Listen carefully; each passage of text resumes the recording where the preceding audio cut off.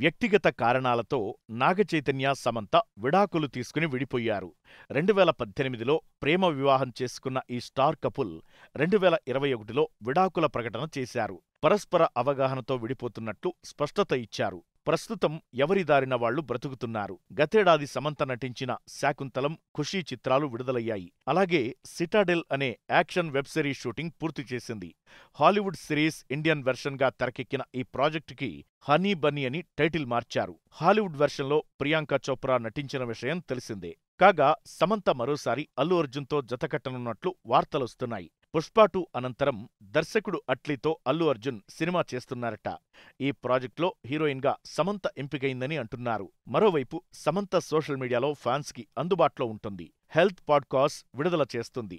ఎక్స్పర్ట్స్తో మాట్లాడుతుంది. తాజాగా సమంత ఓ yoga video share చేసింది. తన దినచర్యలో యోగాకు ఎంతటి ప్రాధాన్యత ఉంది, దానివలన ఉపయోగాలు తెలియజేస్తూ వీడియో చేసింది.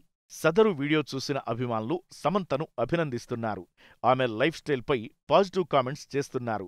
ఓ నెటిజన్ మాత్రం సమంతను తన ప్రశ్నతో బాధపెట్టాడు. అమాయకుడైన భర్త నాగచైతన్యను ఎందుకు మోసం చేశావని అడిగాడు. ఈ ప్రశ్నకు స్పందించిన సమంత సమాధానం చెప్పింది. ఈ ప్రశ్న మీకు మంచిది కాకపోవచ్చు. మీకు ఇంకా స్ట్రాంగ్ టెక్నిక్స్ కావాలి. ఏది ఏమైనా మీరు బాగుండాలని కోరుకుంటున్నాను. గట్టి కౌంటర్ ఇచ్చింది. సమంత వ్యక్తిగత జీవితం గురించి ఎలాంటి ప్రశ్నలు వేయడం సరికాదని కొందరు ఆమెకు మద్దతు తెలుపుతున్నారు.